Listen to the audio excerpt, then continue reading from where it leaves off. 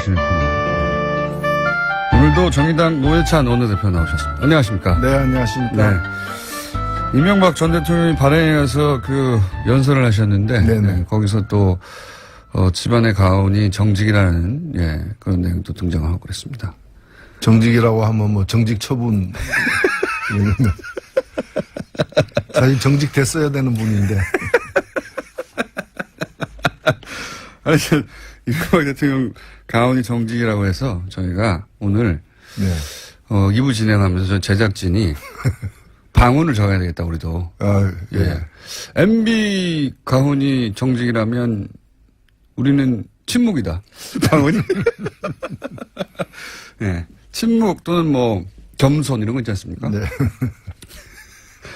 자, 방언을 좀 정해 주십시오. 예. 배려. 저희 방송의 방언은 배려, 사랑, 침묵. 이런 좋네요. 거. 예. 겸손. 뭐 침묵은 불가능하고. 엄숙. 그쪽도 뭐 정직이라는데요. 예. 정직을 이길 수는 없다고 봅니다. 경건과 엄숙한 마음으로 오늘도 노르가즘을 진행해 보겠습니다. 자, 또 한 주간의 사건도 아주 많은데 정치권 얘기부터 좀 해볼까요? 네. 이제 홍준표 대표가 9명이 복당하고 나서 어깨에 힘이 좀 들어갔어요. 예. 그렇죠? 네. 자신감에 채식도 나왔네. 방언이 채식이라고. 그건 어울리는 거네요. 방언. 불가능한. 저희 방언을 좀 정해 주십시오. 항상 방언을 정할 때는 이명박 대통령 가훈이 정직이라는 걸 생각하시면서 저희 방언을 정해 주시면 되겠고. 홍준표 대표가 자신감이 넘쳐가지고 유승민 대표가 예방을 하겠다는데 이제 거절을 했어요. 네. 어떻게 보십니까? 정당이 아니다. 바른정당 배신자 집단이지 이렇게 얘기했는데. 예, 저는 자유한국당이 문을 닫아야 된다고 생각합니다. 사실 우리가 돌이켜보면은 제가 볼 때 홍준표 대표 자리에 박근혜 전 대통령이 앉았다면 어떻게 했을까? 저는 당 일단 해산했을 것 같아요.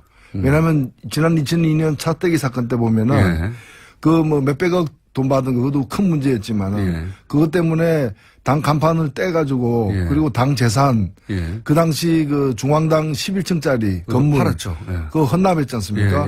또 천안의 연수원도 헌납하고 17개 광역시도에 있는 거 다 헌납했지 않습니까? 이제 그런 정도로다가 해서 겨우 당을 살렸거든요.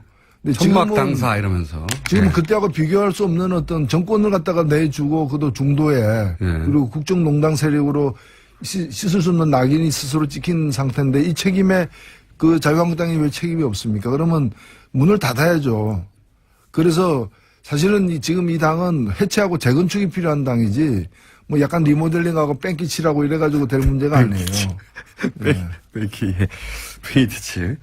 페인트칠보다 뺑기칠이 와닿긴 합니다만은. 그러니까 지금 황골 탈퇴해야 되는데 지금 그 제스처만 취하고 있는 상황인데 왜 이 정도밖에 안 하냐. 오히려 황골 탈퇴는 유승민 대표가 하고 있다고 저는 봅니다. 물론 이제 세력이 너무 적기 때문에 미약하기도 하고 걱정되기도 하지만은 오히려 그 길로 가야죠. 버리고 갔어야죠. 유승민 대표가 이제 하태경 의원 이야기는 사람이 좀 많이 변해가고 있다. 뭐 아마도 유승민 모든 정치인이 뭐 장점과 단점이 있지만 유승민 대표가 이제 스킨십이 좀 부족하고 그랬던 것 같습니다. 그런 말들이 있었는데 그렇게 변해가고 있다. 뭐 그런 얘기를 하고 있는데 그러면서 안철수 대표를 만났잖아요. 이거는 어떤 포석입니까? 어떻게 대화하려고 하는 겁니까? 그림이 뭘까요? 아니요, 뭐 만날 수 충분히 있는 거고 또 서로가 좀 비슷한 처지에 놓여 있는 면도 있는 것이고 그래서 그런 서로의 필요 때문에 만나는 건 얼마든지 있을 수 있다고 봅니다. 첫 번째 만남이 그거니까. 그렇죠. 근데 아마도 뭐 양현 씨 노래 중에 보면 이루어질 수 없는 사랑이라고 있는데. 이루어질 수 없는 사랑. 뭐 끝내 완전 통합이나 이런 거는 힘들지 않을까 보여집니다. 안철수 대표 쪽에서 오히려 더, 뭐랄까요. 간절한 것 같아요, 지금. 그렇죠. 전혀 뭐 손해볼 게 없는 게임이라고 보고 있는 거죠. 흡수 합병. 흡수 합병. 더 나쁘지 않다고 이렇게 보는 거죠. 사실상 사람들은 당대당 통합이라 하더라도 흡사병처럼 보이겠죠. 예. 근데 그게 실제로 가능한가에 대해서는 의문이 있는 것이 예. 그 국민의당 그렇게 되려면 그게 완전 통합이라는 이런 수준으로 간다면은 조용히 이렇게 몇 명이 들어와서 숫자가 늘어나는 정도가 아니라 어떤 그 정체성까지도 이렇게 서로 타협을 해야 되는 상황까지 간다면은 호남을 갖다가 버리고서나 가능한 일이 아니겠는가라는 거고 바른정당도 작긴 하지만은 바른정당 내에서 이대로 가기 힘들다라고 하는 분들은 다 국민의당으로 가자는 게 아니고 자유한국당으로 가자는 거거든요. 그 이탈파들은 이탈 예정파들은 그렇기 때문에 그걸 양당의 통합을 강행하려면은 바른당에서도 그 영남 쪽 어떤 근거를 두는 분들을 그 떼놓고 가야 되는 온전히 두 당이 있는 대로 합해지긴 힘든 그 조기에 안철수 대표는 그것까지도 괜찮다고 생각하시는 게 아닐까 싶은 행보인 것이 뭐 호남계 의원들이 당연히 그 바른정당과 합치는 데 있어서 햇볕 정책에 대한 뭐 견해 차이가 워낙 크고 바른정당하고 대북 정책에 대한 그 견해 차이가 워낙 커서 호남계 그 의원들은 우리가 그거 버리고 갈 수는 없다 얘기하고 있지 않습니까? 근데 그럼에도 불구하고 계속 같은 방향으로 나아간 걸 보면 안철수 대표의 그림은 그런 거 아닐까요? 그 호남계 의원들이 일부 떨어져 나가더라도 상관없고 그래서 조금 더 색깔이 보수에 가까워지는 것도 개의치 않고 그리고 이제 유승민 의원과 그렇게 이제 호남계 의원들이 일부 떨어져 나온 다음에 합치고 자유한국당의 대선 후보가 누가 있냐. 홍준표 후보가 다시 대선 후보로 나올 수 있겠느냐. 이미 한번 실패했는데.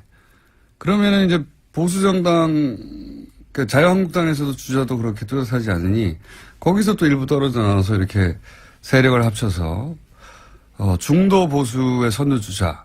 뭐 이런 그림을 그리고 있는 게 아닐까. 그렇죠.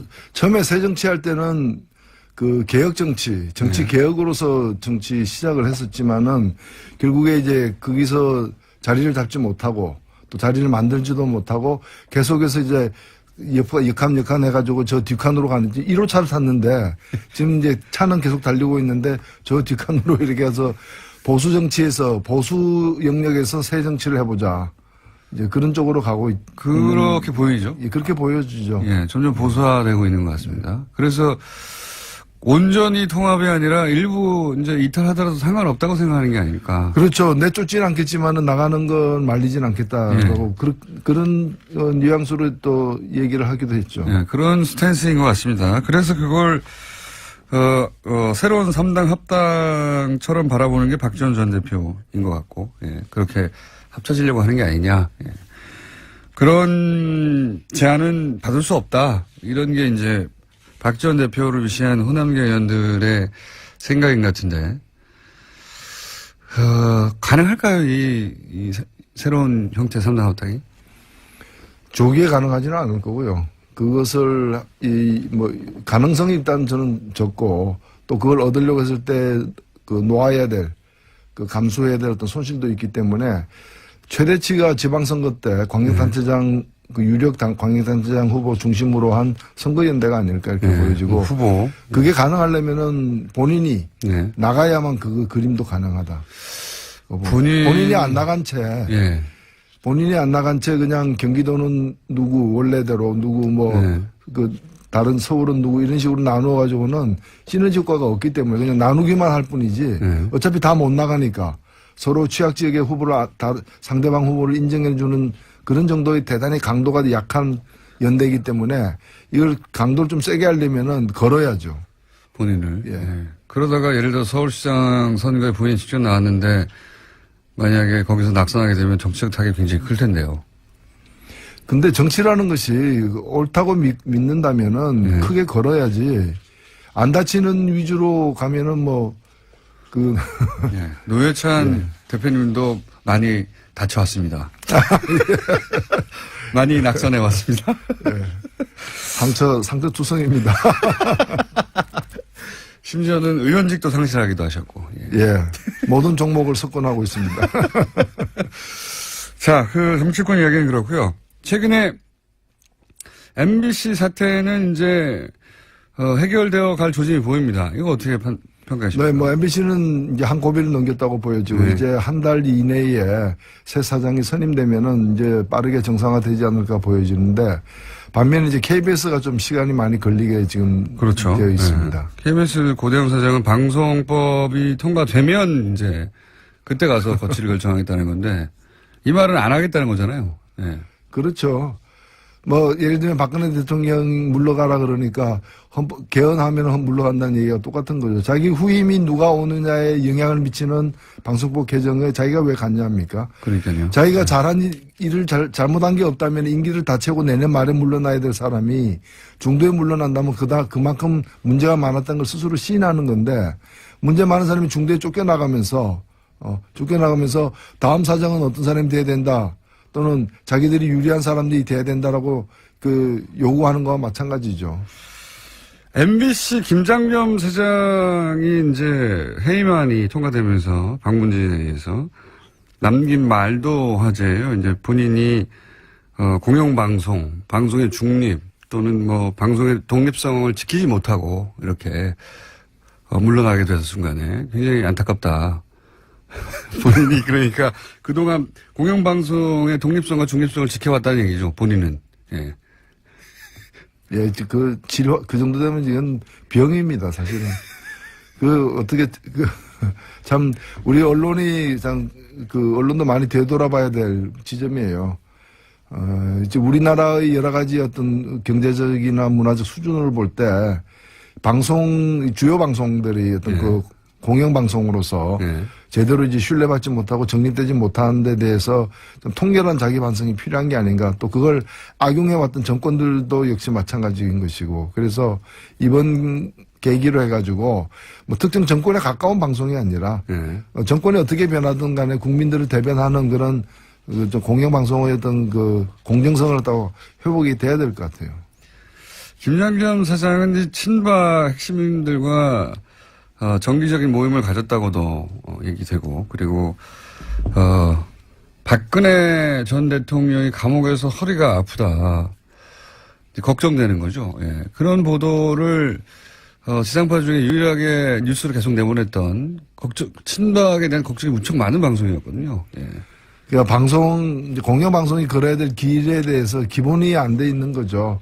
그냥 사적인 그 관계나 그런 특정한 어떤 정파의 이익을 위해서 소중한 국민의 자산인 전파를 낭비하는 그런 일을 계속 해온 거죠. 이분은 해임되고 나서 어디로 가실까요? 예. 김재철 사장은 이제 출마하려고 노력하셨는데 홍수를 못 받았죠. 네. 예. 경선에 나와가지고 표가 1%인가 밖에 못 받으셔가지고 경선에서 떨어지셨는데 이분도 그런 그림을 그린 게 아닐까 싶긴 합니다만 현재는 어쨌든 해임을 되셨고 이명박 전 대통령이 이제 공항에 바레인으로 강연을 떠나시기 전에 공항에 메시지를 냈습니다. 여러 가지. 예. 그 메시지는 보셨어요? 예, 저는 그 메시지는 그 메시지 자체가 우리 국민들을 하여금 좀 분노하게 만들기도 했지만 굉장히 이제 위급함을 느끼고 있는 그런 상황인 것 같아요.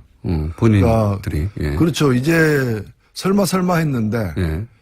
설마 김관진까지 저렇게 되는 걸 보면서 이제 자신에 대한 형사처벌의 가능성, 형사처벌을 시도할 가능성이 충분히 있다라고 그쪽 진영에서는 그 판단을 갖다 확실히 한 것 같습니다. 그래서 그에 대한 이제 일단 대응, 방어책으로서 우선 일성을 갖다가 바레인 나가면서 바레인 간 뒤에 또 더 얘기가 무성하게 뻔하기 때문에 이제 1단계 대응을 한 게 아닌가 이렇게 보여집니다. 이제 보통 대통령이 직접 나오면 최후의 메시지가 나오는 건데 보통은 대통령이 할 말이 아니라 대변인이 할 말 아니었나요, 사실? 그렇죠. 예, 그 정도는. 그래서 저는 대통령이 직접 나와서 저 정도 메시지 할 거면 왜 하나 싶었거든요. 그만큼 이제 지금 인천공항에서 지금 한 발언이지만 사실상 거의 서초동 포토라인에 서서 한 발언처럼 이렇게 얘기를 한 거죠. 내용은 그렇습니다. 예. 그리고 연습이었나요? 자기가 당사자라는 걸 잘 아는 거죠.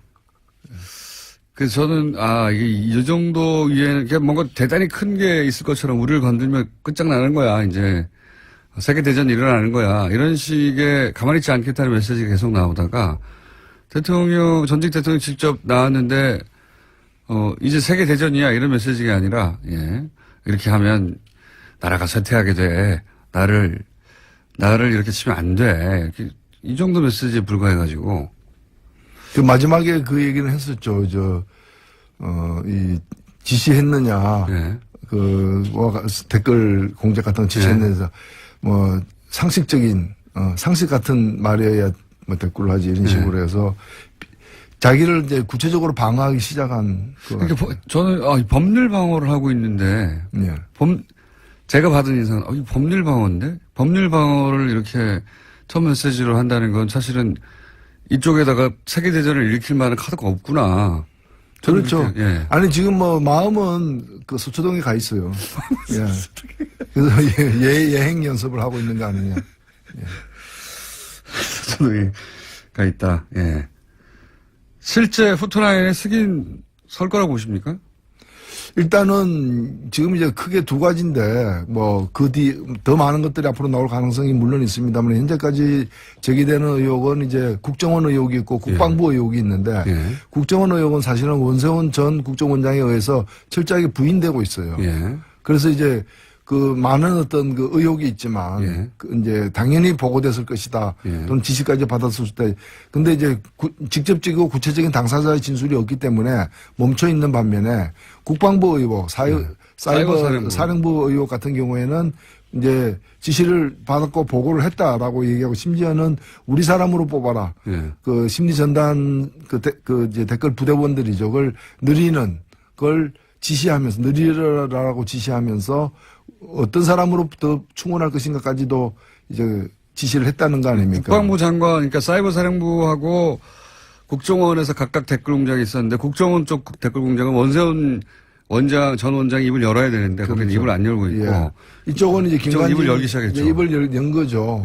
그러면 이제 그 구체적 진술이 있었던 겁니다. 그러면 거기에 대해서 어쨌든 내가 진술을 그렇게 지시한 거다라고 시인하든가 아니면 내가 지시한 말의 뜻은 딴 내용이었다라고 이렇게 발뺌하거나 어쨌든 진술을 할 필요가 생긴 거죠. 그렇죠. 그래서 그 진술을 갖다가 서면으로 받느냐 출두시켜서 받느냐 아니면은 이제 그 출장 나가서 받느냐에 따라 이제 방법론만 남아있을 뿐. 그 남아있을 뿐 진술 받는 거는 불가피하다. 현재까지는. 그래야 이제 수사가 매듭이 지어지다 그 다음 페이지로 넘어갈 수 있다라는 거죠. 그렇죠. 예, 당사자니까.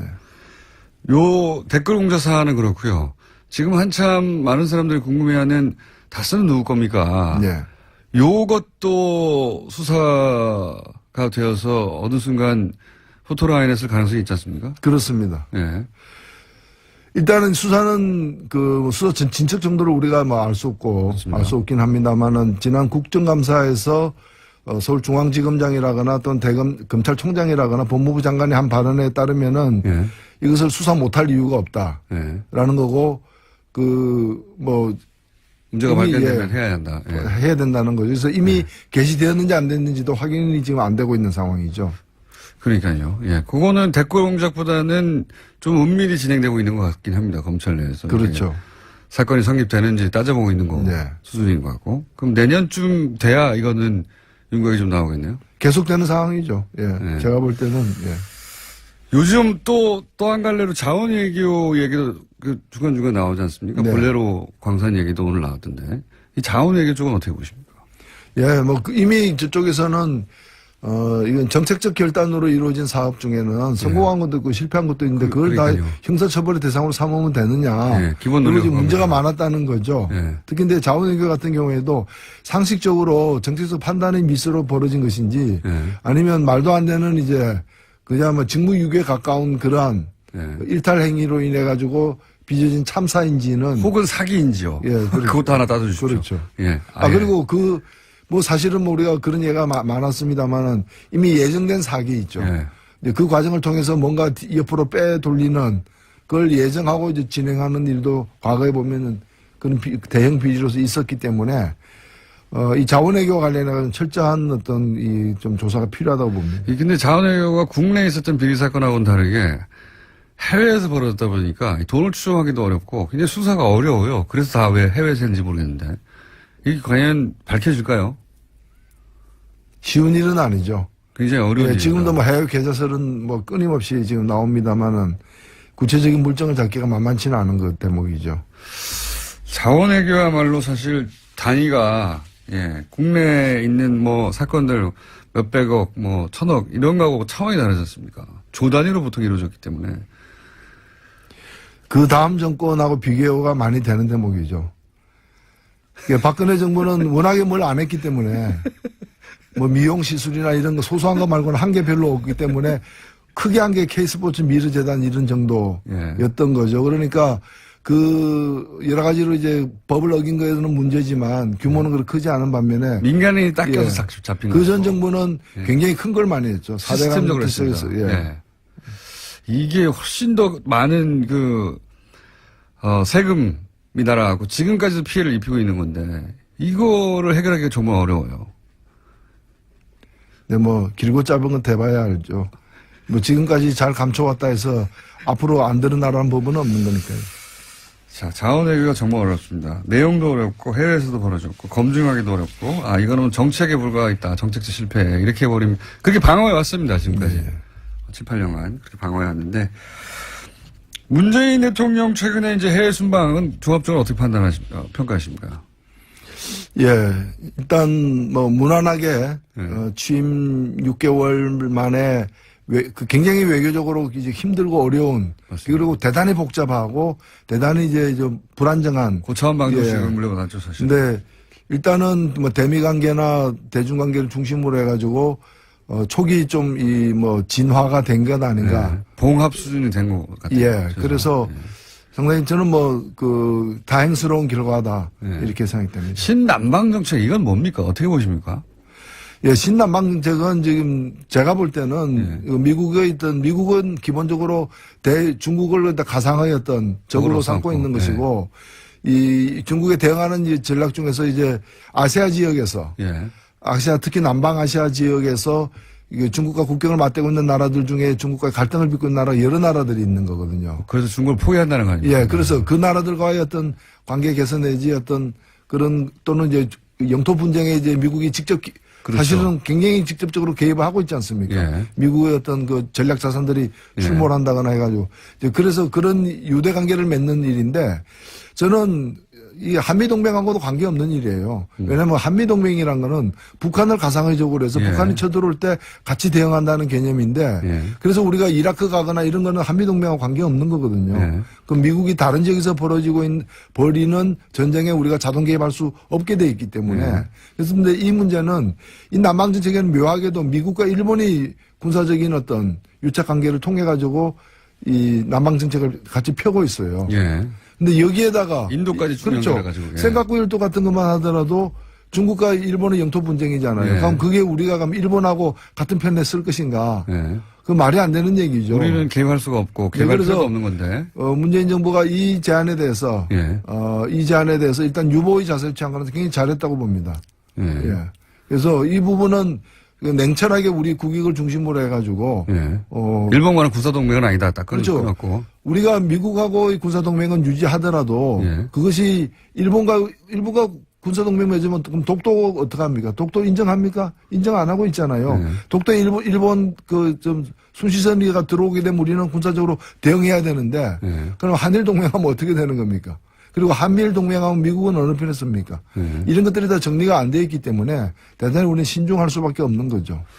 근데 아세안 이제 북미 관계는 그런데 아세안에 가서 지금 방점을 두고 있잖아요. 최근에는 친남방 정책이라고 아세안도 굉장히 복잡하기 때문에 나라마다 다 다르고 하기 때문에 우리가 개별적으로 그러니까 하나의 어떤 노선을 가지고 거기에 동조할 수 있는 국가들을 하고만 관계를 가깝게 하는 것이 아니라 또 우리도 여러 가지 강온 전략 여러 가지 또는 그 가볍고 무겁고 이런 여러 가지 대응의 카드를 가지고서 개별 국가와의 어떤 유대를 강화하는 게 좀 중요하다고 봅니다. 이 아세안하고는 우리가 워낙 사실은 멀리 느껴가지고 사실 아시아에 있는데도 불구하고 미국보다 훨씬 가깝잖아요. 그 나라들 전부 다. 근데 심리적 거리감은 미국보다 훨씬 멀어요. 주로 이제까지 우리 외교가 미국을 통한 외교였고 그리고 모든 세계 현지에서 북한하고 우위에 서는 게 우리 외교의 어떤 가장 큰 목표였는데 이미 그런 목표는 다 달성이 됐기 때문에 이제는 국가 이익을 중심으로 해가지고 아세안 국가 같은 경우에도 적극적으로 우리와 경제 교류를 하거나 협력을 할 수 있는 베트남이나 인도네시아나 이런 나라와의 관계를 갖다가 강화하는 인도 같은 나라들하고 실제로 그 나라들의 우리 시장도 굉장히 많이 열려 있고요. 또 문화적으로도 보면 한류 이런 것들의 그 파급도 굉장히 크기 때문에 그런 나라의 관계를 갖다가 돈독하게 하는 식으로 해서 우리 나름대로의 우리가 주체가 된 그런 남북 아시안 외교를 해야 된다고 저는 봅니다. 시간이 다 됐는데 한 가지만 여쭤보고 마무리할게요. 전병헌 수석은 어떻게 될 거라고 보십니까? 예, 저는 어제도 국회 운영위원회에 오셨더라고요. 그래서 만났는데 본인은 굉장히 당당하고 전면 부인하고 있는데. 예. 그래서 무엇이 사실인지 좀 지켜봐야 될 것 같고 참 세상이 많이 달라졌다. 이게 대통령 지금그래서 모시는 정무수석인데 정권 초기에 그것도. 정권 초기에 이 피의 사실이 지금 막 공표되고 있거든요. 이런 검찰에 의해서 없었어요. 예. 과거 정권에서 보기 힘든 장면이다 봅니다. 한편으로는 굉장히 긍정적인 그렇게 해석하면. 네. 그러니까 청와대하고 조율을 안 했다는 거거든요. 전혀 조율이 안 된 거죠. 청와대에서 불만이 많다고 수석 정도 수사하려면 최소한 통지는 해줘야 될 거 아니냐고. 근데 어떻게 합니까? 검찰을 그렇게 통제하지 않겠다고 선언했는데요. 네. 우병우도 없고. 전병헌 수석이 이런 건 있는 것 같습니다. 본인이 스스로는 무죄라고 하는데 그걸 입증하기도 쉽지 않고 유죄를 입증하는 것도 만만치 않고 저는 그럴 거라고 봅니다. 이 사안은. 이 문제는 이런 거는 유죄가 입증돼야지 무죄가 입증되는 건 아닙니다. 그렇죠. 그러니까 문제 제기하는 쪽에서 이걸 갖다가 제가 입증을 해야 되는 되죠. 근데 방어하기도 만만치 않은 사안이라고 저는 봅니다. 자, 벌써 시간이 한참 지났네요. 저희는 겸손하고 침묵을 지키는 방송입니다. 방운 침묵. 이 오클랜드에서 보내왔네요. 아, 오클랜드에서 청취자 한 분이 직접 그림을 그려가지고 뉴스 공장에 보내온 커리커처인데 이게 굉장히 잘 그린 것 같아요. 얼굴이 제가 한 3분의 1밖에 안 되네요. 예리하기 짝이 없는 그림입니다. 저희가 페이스북에 올리겠습니다. 지금까지 정의당 노회찬 원내대표였습니다. 감사합니다. 네, 감사합니다. 과학을 시사 접목시킨 후 그런 다음에 개그와 접목시켜서 세계 유일의 장르를 만들어낸 원정우 씨 나오셨습니다. 안녕하세요. 자, 시사 과학 개그. 최순실 탄핵 정부에서는 개그 쪽으로 주로 활약을 하셨고 흐름을 탔죠, 제가. 다시 이제 과학 쪽으로 넘어오려고 하고 있습니다. 그러려고 하고 있습니다. 잘 되지는 않고 있어요. 오늘은 뭡니까? 좀 전에 그 채식 이런 얘기 하셨잖아요. 채식. 금육? 금육. 고기를 안 드시겠다는 얘기인 거죠. 그러니까 내가 안 먹겠다는 게 아니라 사람들이 그걸 방언으로. 왜냐하면 이명박 전 대통령의 가훈이 정직이라면 우리 방언은 뭐든지 될 수 있는 거거든요. 그렇죠. 어떤 불가능한 것이라도. 그러니까요. 그래서 금육하라. 네. 그거랑 좀 관련 있는 얘기인데요. 당연히 디톡스 이런 거 안 해보셨죠? 디톡스라는 게 이제 몸에 독소를 빼낸다 이런 거. 해독 주스 이런 거. 서양에서 와서 무슨 이상한 색깔의 주스 이렇게 쭉 마시고. 야채, 채식 위주. 그거 먹으면 죽어요. 이게 좀 이상 체질이시라서 부작용이 심각할 것 같은 생각이 드는데. 그 위에 큰 부담이 됩니다. 그런 거. 갑자기. 그거 정확하게는 모르겠는데 그런 거를 계속 며칠간 마시는 거 아니에요? 밥 안 먹고? 디톡스라는 말이 여러 가지로 쓰이지만 이제 우리나라에서는 주로 주스. 밥 잘 안 먹고 고기, 육류 끊고 이제 각종 야채나 과일 같은 걸로 갈아 넣어가지고 그렇죠. 며칠간 먹는 거죠, 그게. 그럼 여러 가지 프로그램이 있습니다. 이것도 다이어트 하는 용도도 있고 소위 몸을 정화한다. 저는 어떻게 이해하고 있냐면 저건 우리나라의 시골에도 여전히 민간요법이 있듯이 그리고 또 시골뿐만 아니라 민간요법이라는 게 있잖아요. 과학적 근거 있죠. 없지만 이제 습관적으로 하고 있는. 손가락 딴다든가. 네, 그런 거죠. 그게 과학적 근거가 있는지 저는 모르겠습니다만 여전히 하고 있는데 그런 것처럼 서양 사람들이 생각하는 민간요법 수준이라고 저는 받아들였지. 당연히 서양에도 그런 게 많은데요. 이제 원래 서양에서 시작을 한 거죠. 근데 우리나라에서는 계속 이제 좀 인기를 끌고 있는데 일단은 지난번에 제가 숙변 얘기 드렸잖아요. 숙변당. 존재하지 않는다. 좀 충격을 받으신 분들이 많은 것 같더라고요. 예. 그걸로 장사를 많이 해왔으니까요. 네. 예. 그리고 너무 진실처럼 정립돼 있다 보니까 당연히 이게 진실이 아닐 수는 없다고 생각을 해오시는 분들이 많고. 그렇죠. 혈액형에 따른 성격 그렇죠. 분류라든가. 예. 그 기원을 알면은 말도 안 되는 거거든요. 그렇죠. 예. 그 일본의 작가 뭐 이런 분들이 만들어낸 아무런 얘기인데. 과학적 근거 없이 얘기했던 거라고. 네. 근데 오래 쌓이다 보니까 그게 그렇습니다. 당연히 맞는 거라고 생각하시는 분들이 문화적인 있는데 어떤 힘을 갖게 되는 그런 경우인데 이 디톡스란 것도 좀 이제 그런 식으로 저는 얘기를 처음부터 해요. 믿지 않았어요. 나올 때부터. 아니, 그럼 이름부터 벌써 좀 수상하죠. 그 예. 이름을 좀 얘기해 야채 주세요. 먹으면은 독소가 빠진다? 그러니까요. 그러면 저는 고기만 먹어서 독이 쌓여서 죽었겠네요, 이미. 독이 좀 쌓이신 것 같긴 한데요. 그것 때문인지 모르겠고. 예. 그게 뭐 과일이나 야채즙 형태로 많이 먹고 있고 이게 무슨 그 몸에 독성 물질 쌓여 있던 것을 해독하고 노폐물을 배출시키고 예. 그래서 뭐 피로 회복, 원기 회복, 다이어트에 효과가 있다 이런 얘기인데 다이어트에 효과가 있을 수는 있겠습니다. 많은. 그렇죠. 그건 이제 적게 먹게 되니까. 몸에 독소가 빠져나가지고 해독이 되고 뭐 몸이 건강해지고 채소를 먹는다고 저는 이건 말이 안 된다고 봐요. 일단은 이 디톡스라는 단어를 이렇게 쉽게 쓸 단어가 아니라서 아, 그래요? 이게 이제 해독이라는 뜻인데 이게 원래 저 의학 용어예요. 뱀한테 물리면 이거 해독하고 그런 거 아닙니까? 그렇습니다. 네. 이게 예를 들어서 몸 안에 진짜 독이 들어왔을 때 예. 뭐 그걸 제거하는 이제 의학적인 처리를 말하는 거죠. 예. 그래서 뭐 예를 들어서 진짜 독 있지 않습니까? 왜? 예. 그래서 이 용어를 뭐 이렇게 건강식품이나 야채 주스 같은 걸 먹는 데다 사용하고 있다는 자체가 좀 문제가 있고요. 예. 이게 뭐 어떤 게 문제냐면 뭔가 의학적인 행위를 하는 것 같은 그런 이미지를 준다는 거죠. 그렇죠. 의학 용어로 사용하니까. 그렇죠. 예. 그래서 이걸 먹으면 마치 몹속에 있는 어떤 미지의 독이 제거되는 그런 혼동을 유발을 한다는 게 문제인 건데. 뭐 환경 호르몬이나 뭐 화학적인 뭐 물질이나 이런 게 몸에 잔뜩 쌓여 있다가 네. 이런 야채를 먹어주면 그게 싹 씻겨 내려간다. 이런 거 아니에요? 그런 관점이에요. 예. 근데 이 원리를 이제 얘기를 하자면, 뭐, 이렇게, 공장장님 좋아하시는 육류, 예. 또 공장장님이 좋아하시는 기름기, 또한 공장장님이 좋아하시는 나트륨, 또 화학성분, 이런 것들, 그리고 좋아하진 않겠지만 몸에 쌓여있을 중금속, 또 환경호르몬, 네. 예. 이런 물질들이 이제 우리의 잘못된 식생활로 몸속에 쌓인다. 그런 게 전제고, 예. 그런 다음에 야채나 과일이나 특정한 식품들을 섭취함으로써 이걸 씻어낼 수 있다라는 얘기를 하는 거거든요. 웬만한 물질들은요, 몸이 자연 배출합니다. 그러니까 이제 그게 바로 의학적인 이제 지식의 문제인데요. 예. 이제 이제 두 가지 문제가 있습니다. 이게 정말로 축적이 되는 건가? 예. 그다음 축적된다 손 제거되는 건가? 이 두 개의 문제잖아요. 일단은 일상생활에서 먹고 마시는 것들이 몸속에서 축적된다는 그 과학적 근거는 전혀 없습니다. 그랬으면 죽었겠죠. 다 대부분 예. 수십 년간 축적했는데. 그렇죠. 죽었겠죠, 우리가. 끔찍하잖아요. 생각해보면. 정말로 제거되지 않는 것 때문에 예를 들어서 생기는 병들은 따로 있죠. 이따이 병이나 뭐 이런 그렇죠. 거. 이제 중금속 정말로. 예. 이게 대표적인 이런 식의 것들로 언급되는 게 이제 지방, 나트륨, MSG, 뭐 각종 약품들, 그리고 알코올, 이런 것들인데, 이런 것들이 이제 몸에 독을 쌓는 것이 아니고요. 사실 모든 음식이 몸에 어느 정도의 무리를 주죠. 그렇지 않습니까? 약간의. 예, 살이 찌게 한다든가. 예, 뭐 살을 찌게 한다거나 뭐, 예. 피부에 기름. 몸이 이제 음식을 처리하느라고 이제 에너지를 쓰죠. 예. 그렇죠. 근데 이런 이제 무리들이 오고 뭐 약간 독성은 다 있는 건데, 그거를 이제 간과 신장이 걸러내는 거거든요. 예. 간과 신장이 웬만한 식품 속의 독성은 다 걸러냅니다. 안 그러면 죽었겠죠. 잠깐 계속 얘기하지만. 그러니까 그게 예. 있는 거죠. 예. 물론 많이 먹으면 나쁩니다. 뭐든지. 예. 그래서 뭐든지 많이 먹으면 나쁩니다. 그래서 물도 치사량이 있고 밥도 치사량이 있어요. 그래요? 예. 밥을 몇 공기를 먹으면 시사량입니까?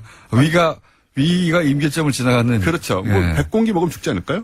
그럴 수 있고. 물도 한 50리터 먹으면 죽지 그렇죠. 않을까요? 몸이, 알겠습니다. 그런 거죠. 예. 이렇게 이런 식이기 때문에 근데 의학계에서 디톡스라고 지금 민간에서 하는 디톡스는 의학적 효과가 없다라고 하는 어떤 보고를 내거나 한 적이 있어요? 네, 그 의학계에서는 플라시보 효과가 있을 수 있다고 해요. 아, 플라시보. 정신적으로. 그러니까 이제, 그렇죠. 예. 평소에 이제 식습관을 좀 멈추고 이제 새로운 것들을 좀 먹고 하니까 그런 기분이 학계에서는 그냥 플라시보 효과 정도. 예. 네, 그 정도로 생각을 하고 있고 일단 이게 쌓이는 게 아니고 게다가 이제 뭘 먹어서 독을 제거한다는 게 주로 이제 이런 관점입니다. 자연산 원료. 예.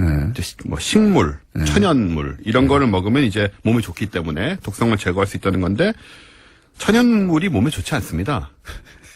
아니 우리 그 인류는 말이죠. 제 그 지론입니다. 인류는, 이미 우리 조상 때부터 수백만 년간 잡식이었어요. 네. 뭐든지 손에 닥친 대로 고기부터 시작해 다 먹었어요. 그렇죠. 그렇게 해서 쌓여진, 유전자고 몸이에요. 근데 갑자기 채소만 먹어봐요. 그게 몸에 좋을 리가 있습니까? 채소만 먹는다고? 그게 어쨌든 간에 이제 뭐 자연산이라고 좋아하는 그 몸에 좋다라는 그런 관념이 너무 팽배하게 있는데 그러니까 우리나라만 그런 건 아니지만 예. 자연산이 위험한 거 굉장히 많죠. 독버섯. 그렇죠? 완전 자연산 아닙니까? 보고알. 완전 자연산이고요. 그럼 뭐 맹독성 물질이 허다합니다. 자연산에. 자연산에. 예.